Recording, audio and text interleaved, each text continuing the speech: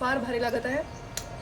नमस्कार मैत्रिणींनो, आज काय खासमध्ये तुमचं सर्वांचं खूप स्वागत आहे। आणि आज आपण बनवणार आहे पनीर सूप। मैत्रिणींनो, 1 महिना झाला माझं सतत डाएट चालू आहे आणि मला खूप हलकं हलकं वाटत आहे।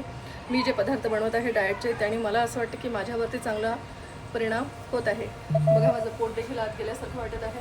मी श्वास वगैरे रोखलेला नाही आहे, बऱ्या प्रमाणामध्ये गेलेला आहे। तर तुम्ही देखील मी जे पदार्थ सांगत आहे ते तुम्ही ट्राय करा, तुमच्या डाएट चार्टमध्ये त्याला ॲड करा। आणि आज आपण जो पदार्थ बनवणार आहे तो आहे पनीर सूप। तर पनीर सूप चला बघूया। 1 चमच तूप, बारीक चिरलेला लसण, बारीक चिरलेला गाजर आणि बेबी सोयाबीन याला छान आपण परतून घेऊया। आणि आता आपण वाटण तयार करायचं। मस्तपैकी पनीर, 1 छोटं टमाटर आणि क्रंच केलेलं सोयाबीन याला मिक्सरमधून छान आपण फिरवून घेऊया।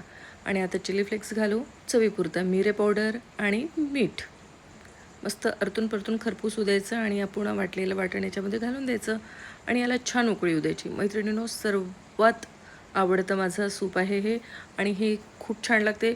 नेहमी पनीरच्या भाज्या, पनीरचे वेगवेगळे पदार्थ करून पाहण्यापेक्षा एखाद्या वेळेस तुम्ही याला देखील ट्राय करा, तुम्हाला नक्की आवडेल आणि तुम्ही याचा समावेश तुमच्या डाएट चार्टमध्ये नक्की कराल, हा माझा विश्वास आहे। थँक्यू।